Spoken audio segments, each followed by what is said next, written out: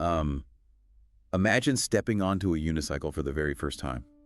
You know, you're perched on this single point of contact with the ground, and your brain is just instantly screaming at you. Oh yeah, your whole body panics, every muscle twitches. Right. Your core is on fire, and you're using this massive amount of mental and physical energy just to avoid, like, smashing into the pavement. You aren't even going anywhere yet. You're literally just surviving gravity. It's exhausting just thinking about it. It really is. But then think about the leap to a four-wheeled vehicle, a car. Suddenly, the machine does all the balancing for you. You can actually relax. Yeah, you can just skier. Exactly. You steer, you can carry heavy loads across vast distances, and you don't give gravity a second thought. But what if that exact same mechanical evolution, you know, the transition from exhausting, precarious survival to stable, comfortable momentum, what if that isn't just a history lesson about carts and cars? Right. What if it's deeply personal? Yes. What if it's the exact blueprint for your own internal life energy? I mean, it completely flips the script on how we view our own biology. We spend so much time obsessing over the mechanical engineering of the outside world while completely ignoring the biological engineering happening right inside our own skin. Welcome to this deep dive. We put this specific research together for you today because, well, we know you're always looking for the signal through the noise, especially when it comes to understanding how your own mind and body operate. And there's a lot of noise out there on this topic. So much noise. Our mission today is to completely demystify a concept that is endlessly clouded in New Age fluff, commercialized crystals, and like vague internet graphics. We were talking about the 7 chakras. Yeah, that term has been so diluted in popular culture that it's almost lost its original razor-sharp utility. And to reclaim that utility, our sources today are highly specific. We're looking at translated excerpts and a text document based on the teachings of Guru Sivayogi, diving into what the texts call Yelu Chakrangal, which means the 7 chakras. A really fascinating set of texts. It is, and our goal is to just strip away all the mystical jargon. We want to look at the highly practical, biological, and psychological frameworks these teachings actually represent. Okay, let's unpack this. Before we can even start mapping out these energy centers in your body, we have to define what the source material actually means by the word chakra. Well, that opening visual you used of the unicycle versus the car, that is actually deeply embedded in the original text. Oh, really? Yeah, the word chakra translates literally to wheel, and the text explicitly makes that mechanical comparison. A single wheel is unstable, but multiple wheels, 3, 4, or 5 wheels, they provide a stable, comfortable ride. They allow for the easy movement of heavy loads, right? Exactly. Yeah. And the human body, according to this philosophy, needs these internal wheels to provide balance. They act as the infrastructure that allows our life force to move comfortably. So without them functioning properly. You're back on that unicycle, you're constantly struggling, basically exhausting your daily energy reserves just to endure the day. Wait, I'm stuck on something here in the source material, though. I was reading through the translation, and there's kind of a glaring complication. Okay, what did you find? Well, the text points out that the human body is essentially a massive collection of atoms. Just an astronomical, almost incomprehensible number of atoms forming your tissue, your bones, your blood. Yeah. And technically, since every single atom is in a state of constant vibration and motion, every single atom could be considered its own independent chakra, right? Its own tiny center of movement. That's structurally true, yes. So if our body is essentially a galaxy of billions of atomic wheels spinning at all times, singling out just 7 spots feels, I don't know, entirely arbitrary, why fixate on these 7 specific locations? That is the crucial hurdle to clear before we go any further, because on a microscopic quantum level, yes, every atom is a center of energy. But the yogis who mapped this out, they weren't looking through an electron microscope to categorize cellular biology. Right, they were looking at the bigger picture. Exactly. They were mapping the macro human experience. They identified 7 primary hubs. Think of like a massive metropolitan city. Right. There are millions of individual lights on in houses and street lamps all over the place. But if you look from above, you see a few massive glowing intersections where all the traffic and energy converge. Oh, it makes sense. And the text actually refers to these 7 centers as kadal, which translates to oceans. Oceans, wow. Calling them oceans shifts the perspective completely. It gives you a sense of like Gravity. These aren't just tiny gears, they are vast ecosystems. They are deep, immense sources of very distinct biological functions and psychological states. So, you might have billions of drops of atomic water in your body, but these 7 chakras are where those drops pool together to form the oceans that dictate your physical reality. Like your emotional weather, basically. Exactly. But if these 7 oceanic hubs are the reality of our internal engineering, it begs the question, how did anyone actually map them out thousands of years ago? Right, no modern technology. Yeah. They obviously didn't have functional MRI machines or anatomical scanners to look at the nervous system. No, they didn't look outward at all. They looked inward. They essentially built an inner laboratory. An inner laboratory. Yeah, the sages sat down and rigorously asked the most fundamental questions a human can ask. Things like, who are we? What is actually happening inside this biological machine? How can we live without constantly suffering? So it was an entirely internal phenomenological investigation. Precisely. There's actually a brilliant down-to-earth analogy in the text about how we're supposed to engage with this inner lab today. It talks about the simple act of eating. I love this part. It's so good. It says, whether you eat your dinner with your bare hands, or you use a silver spoon, or you use chopsticks like they do in China, the end result is identical. The food goes into your mouth, your body extracts the nutrients, and you are nourished. Right. The external tool you use is irrelevant to the internal outcome. What's fascinating here is how the text uses that simple act to dismantle the modern wellness industry. Yes, that's exactly how I read it. The text is basically saying, you don't need to go on an expensive retreat, or buy an app, or acquire some external spiritual tool to quote-unquote, activate your chakras. They're not something you install. Exactly. These are natural biological mechanisms. They are already operating inside you right now as you listen to this. Your digestion is working, your heart is beating, your synapses are firing. You don't build the wheels, you just have to direct your inner attention to understand how they are already spinning. And to understand that spinning, the text introduces this concept of duality through a term called mayporal. Mayporal, what does that mean exactly? It translates roughly to the hidden truth or the inner meaning. The text uses a very practical example to explain it. A mango. Ah, the mango effect. Right. Imagine holding a ripe mango. On one level, you can view it simply as physical sustenance. It has calories, it has vitamins, sugar. You eat it to survive. Makes sense. But in these ancient traditions, that exact same mango is also used as a profound symbol of hidden wisdom and spiritual fruit. The fruit exists in 2 realities simultaneously. The literal biological reality and the symbolic psychological reality. Exactly. And every single one of the 7 chakras operates with this exact duality. There's the literal biological function like digestion or breathing or your heart rate, and then there's a deeper psychological meaning intertwined with that physical process. Okay, so keeping that duality in mind, the physical biology and the psychological reality, let's start at the absolute foundation of the human machine, the first 3 chakras. The ones that govern our raw survival. Right. And the very first one is Muladhara, the root.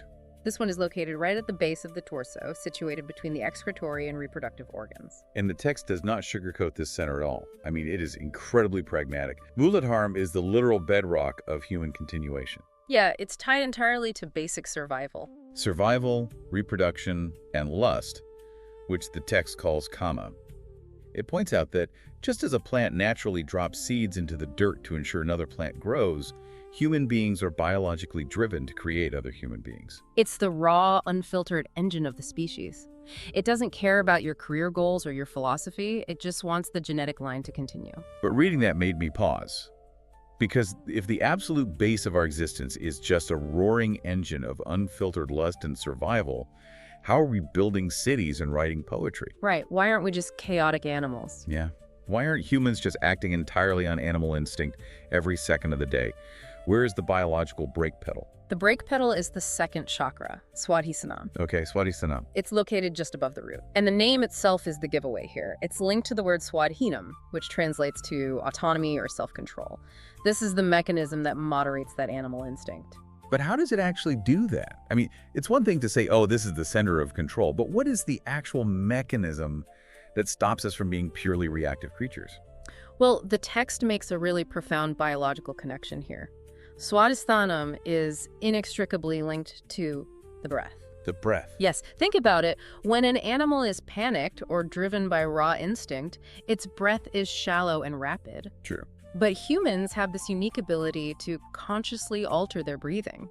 When you intentionally slow your breath, you are literally hacking your nervous system. Wow, so you pull your body out of that primal fight, flight, or mate response of the root chakra. Exactly. You force it into a state of calm observation. By controlling the breath, you assert dominion over the raw instincts of Muladhara. So the breath is the literal tether to our autonomy. Yeah. It is incredibly practical. It's a built-in override switch. And the text offers a stark warning about this too. It states that if you lack this Swadhisthana, if you never master your breath and your reactions, you will inevitably lose control of your thoughts and actions as you age. The instincts will just drive the vehicle, rather than you steering it. Which naturally pushes the energy up to the third chakra, Manipura, located at the navel. Right, because if you have the engine of survival and the steering wheel of self-control, you now need the fuel tank. And this was the most visceral connection in the text for me. If you think about human biology from the very beginning, an unborn baby receives every ounce of its life, its nutrients, and its potential for growth through the umbilical cord. Which attaches dead center at the navel. It is the literal port of entry for life. Exactly. And even long after the cord is cut, this center handles our digestion.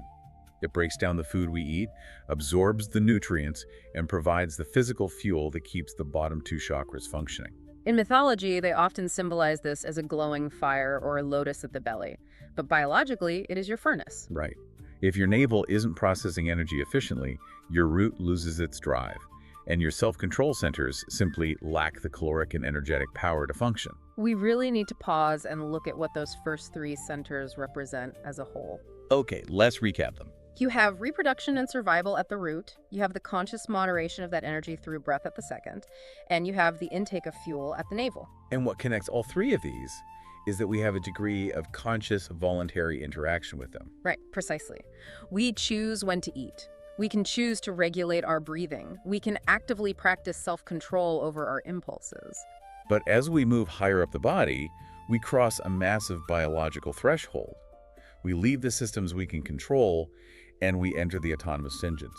The systems that sustain us while we are completely unconscious.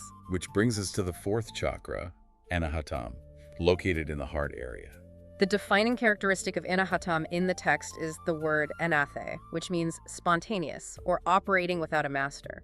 Operating without a master. That is deeply humbling when you think about it. It really is. You do not have to consciously remember to make your heart beat. You do not will your blood to pump. This center governs the deep, relentless rhythm of life that sustains you whether you're awake, asleep, meditating, or just completely distracted. It's a terrifying and beautiful thought. The core of our physical existence is completely outsourced to a spontaneous rhythm we don't control. Right above that spontaneous heartbeat, in the throat area, is the fifth chakra, Vishuddhi. The purifier. Yes, the text associates this center heavily with purification. It specifically points to things like the thyroid gland, which governs metabolism and growth. Right. To explain how this purification works, the source uses a great example.